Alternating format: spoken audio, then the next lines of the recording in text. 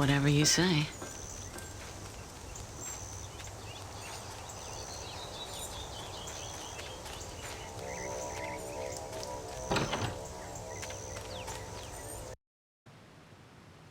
Yes.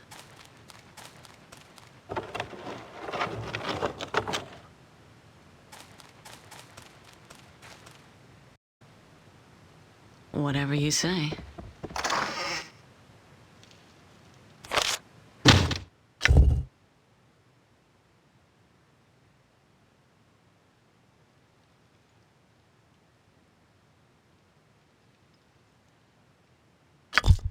What do you need? I see. Very well.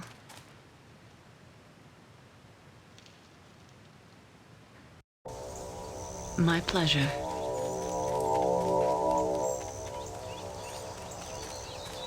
The adventurers from Targos.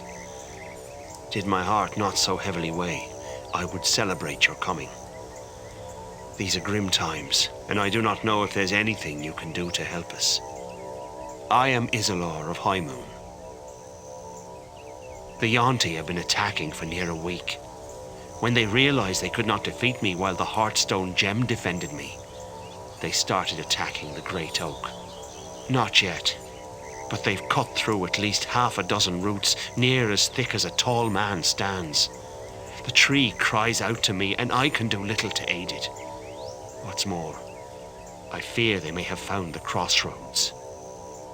Thousands of years ago, when the Great Oak was just a divine seed, this plateau in the mountains was covered with trees, plants, and animals for miles. It was an outpost for the Yuan-ti, serpent creatures from a dark time in Faerun's ancient history. The whole world was a jungle. At least that's what the old druids say. And the Yuan-ti, they dreamed of ruling that world. The spot upon which the Great Oak now sits is a gateway, a crossroads to a distant land. To a jungle. A jungle so far south of here, it would take months to journey there by foot. It is a land called Chult, far different from the frozen landscape of the spine of the world. You must find where the Yuan-ti have chopped into the Great Oak. At one of those places, you should find a gateway to the jungle of Chult. Go there, and either defeat all of the Yuan-ti, or seal the portal by slaying its guardian. Aye, all crossroads have a guardian, a living creature that serves as its keeper. Who or what the guardian of this crossroads is, I do not know.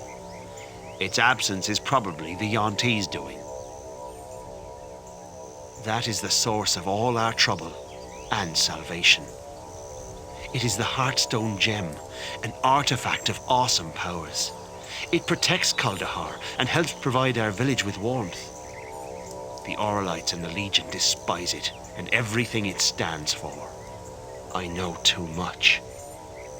I wish that I knew them only as adversaries. I remember them when they were children. They were raised by Mother Egania in a small hut at the edge of the village. Mother Egania was a priestess of Ilmater, the god of suffering. 30 years ago, when two demons fought each other in this region of the spine of the world, Egania ventured forth to help those in distress. She went to Dragon's Eye, a volcanic mountain, to rescue villagers from the Yuan-ti and the demon Ixonomai. After a group of adventurers defeated the creature, Mother Egania disappeared. No one knew what had become of her. Egania scoured the spine of the world for both victims and survivors. She buried the victims at Hrothgar's Glen. One dead woman she took pity on, an elf maiden named Ilmadia Bariel. Not even I know why Egania decided to call Ilmadia back from the spirit world. The elf had been a lieutenant in the demon Belifet's army. She was obsessed with rebuilding the Severed Hand, a ruined elven fortress. When Ilmadia was revived, she was heartbroken. Her dreams would never be fulfilled, and she had turned away from the basic moral and ethical values for which elves are admired. It was not until a month later that Ilmadia and Egania made a strange discovery. The elf maiden had a womb filled with life. Egania believed that Ilmadia had been blessed by Ilmater for her turn from evil. She could not have been farther from the truth. Ilmadia gave birth to cambions, half demon, half elf. Somehow the demon Belhifet had planted a black seed in her womb. Ilmadia saw her son with twisted legs, her daughter with a hideous tail. It was too much for her. Everything. Ilmadia ran from the house and threw herself over the cliff face. Her body was never recovered. Egania never recovered. She felt responsible for Ilmadia's death, and she took on the burden of raising the children. It was around this time that I arrived in the village and found the villagers killing the Yuan-Ti half-breeds that had been born throughout the town. During all of the troubles, the Yuan-Ti, serving the demon Ixonomai, had captured and seeded the female villagers of Kuldahar. 9 months after their rescue, the women of Kuldahar began giving birth. The children were all girls, all with black hair, smooth green skin, and golden serpent's eyes. The men of Kuldahar were uncontrollable in their anger, terrible in their fury. When the church of Ilmater attempted to intervene, they were run out of town. That's why the church stands empty to this day. The mothers carried their children to the only place that would welcome them, Dragon's Eye. After I arrived in Kuldahar, I found the town in an uproar. The villagers were planning to storm Dragon's Eye to kill the abominations, their former wives and daughters, sisters and mothers. I dissuaded the villagers from such insanity. It was a year later that I discovered Mother Egania was raising the children in secret at the outskirts of the village. I did not know what to do. They are forged from evil, and nothing but evil can come from them. I remember telling her that.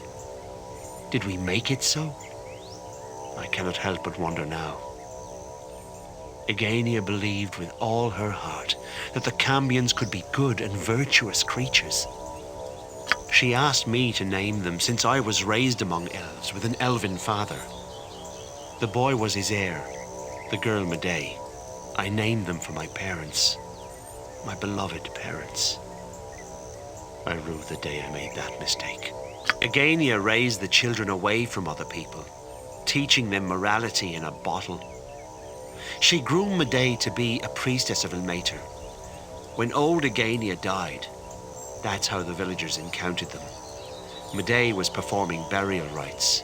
The villagers assumed the monsters before them had killed the old woman. When the villagers became agitated, Egania's bottle of morality shattered. Isair and Madae's demonic instincts took over. When I arrived, it was a scene of horror. The villagers never stood a chance. I tried to contain the twins, but they escaped into the mountains. It wasn't until years later that I learned what had become of them. Isair and Madae lived on the streets of Luskan, scraping together money through intimidation and confidence games. Eventually, the pair tried to dazzle the wrong person. The intended victim was Edgil, a master in the host tower of the Arcane Brotherhood, a group whose members you've already met. Edgil took an interest in the twins for their obvious infernal heritage.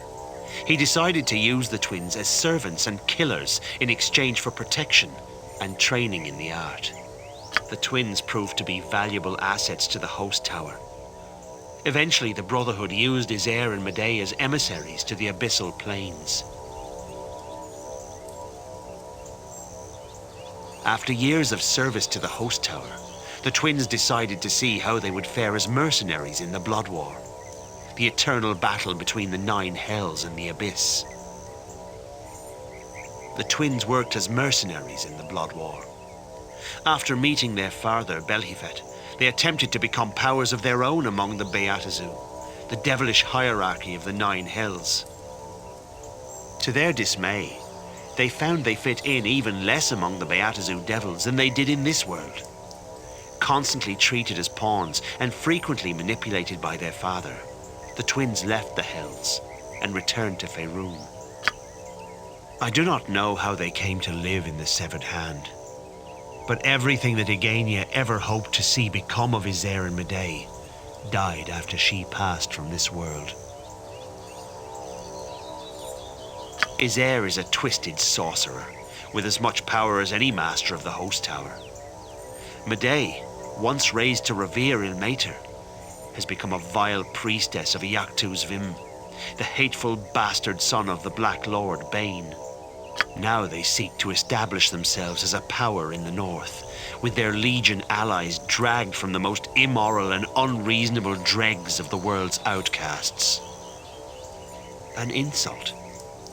Isair and Madae's Legion of the Chimera sent emissaries to the cities of the north to announce their sovereign rule of the spine of the world and their desire for equal commerce. Most of the emissaries were regarded as freaks and madmen.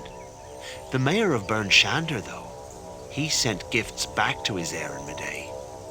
A bottle of wine and some pastries, all filled with holy water. The mayor's priest of Helm thought it would be amusing to send those gifts after he divined the twins' infernal heritage. Isair did not find it endearing. I have my suspicions, but I cannot confirm them without leaving the Heartstone Gem. While I believe the crossroads to be open, it would be unwise to take that risk. You must find where the Yuan-ti have chopped into the Great Oak. Aye,